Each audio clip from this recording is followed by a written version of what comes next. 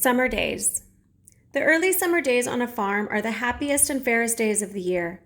Lilacs bloom and make the air sweet, and then fade. Apple blossoms come with the lilacs, and the bees visit around among the apple trees.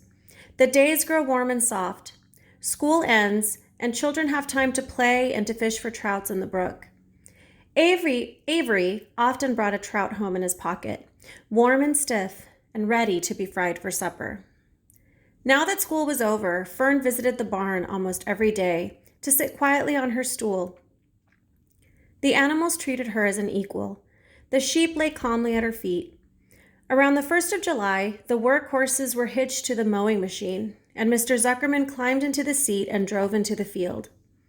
All morning you could hear the rattle of the machine as it went around and round, while the tall grass fell down behind the cutter bar in long green swathes. Next day, if there was no thunder shower, all hands would help rake and pitch and load, and the hay would be hauled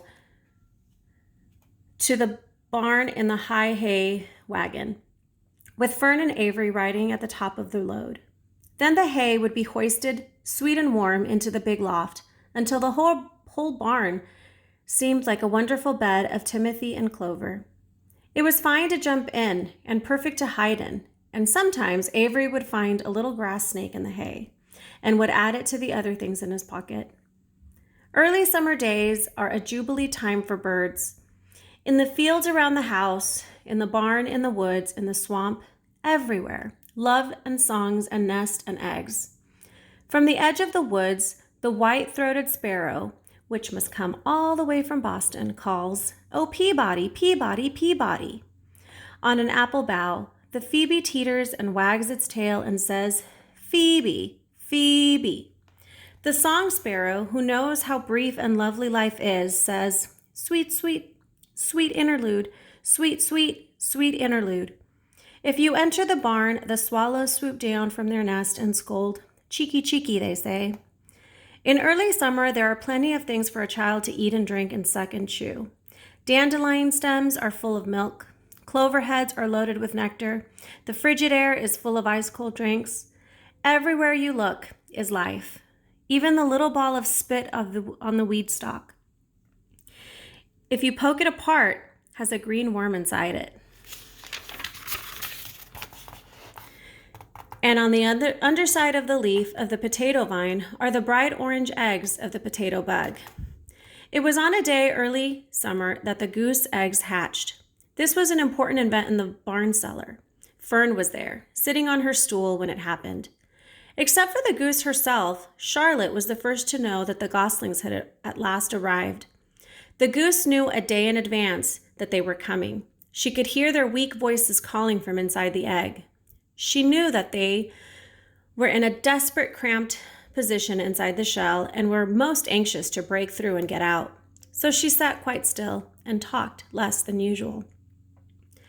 When the first gosling poked its gray-green head through the goose's feathers and looked around, Charlotte spied it and made the announcement. "I am sure," she said, "that every one of us here will be gratified to learn that after 4 weeks of unremitting effort and patience on the part of our friend the goose, she now has something to show for it. The goslings had arrived. May I offer my sincere congratulations?" "Thank you, thank you, thank you," said the goose, nodding and bowing shamelessly. "Thank you," said the gander. "Congratulations," said Wilbur. "How many goslings are there? I can only see one." "There are 7," said the goose. "Fine," said Charlotte. 7 is a lucky number." "Luck had nothing to do with this," said the goose. "It was good management and hard work." At this point, Templeton showed his nose from his hiding place under Wilbur's trough. He glanced at Fern, then crept cautiously toward the goose, keeping close to the wall. Everyone watched him, for he was not well liked nor trusted. "Look," he began in his sharp voice. "You say you have 7 goslings. There were 8 eggs. What happened to the other egg? Why didn't it hatch?" "It's a dud, I guess," said the goose. "What are you going to do with it?" continued Templeton, his little round beady eyes fixed on the goose. "You can have it," replied the goose. "Roll it away and add it to that nasty collection of yours."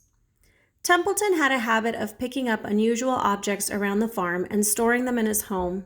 He saved everything. Certainly, said the gander. You may have the egg, but I'll tell you one thing, Templeton.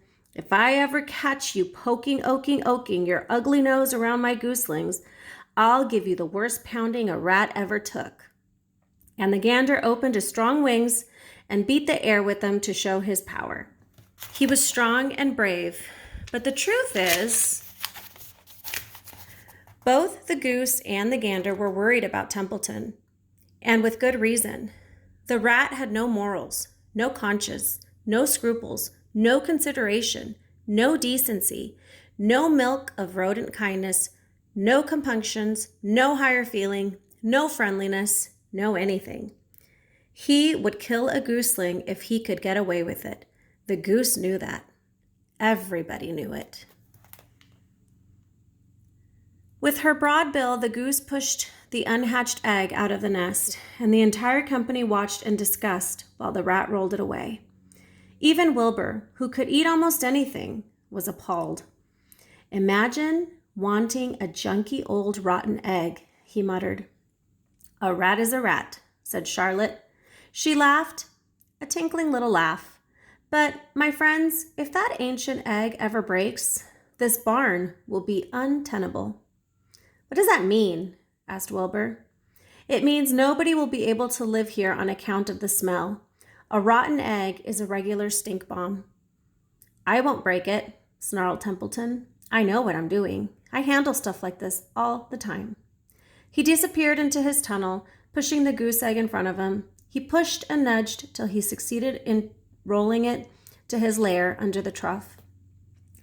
That afternoon, when the wind had died down and the barnyard was quiet and warm, the gray goose led her 7 gooselings off the nest and out into the world. Mr. Zuckerman spied them when he came with Wilbur's supper. Well, hello there, he said, smiling all over. Let's see. 1, 2, 3, 4, 5, 6, 7. 7 baby geese. Now, isn't that lovely?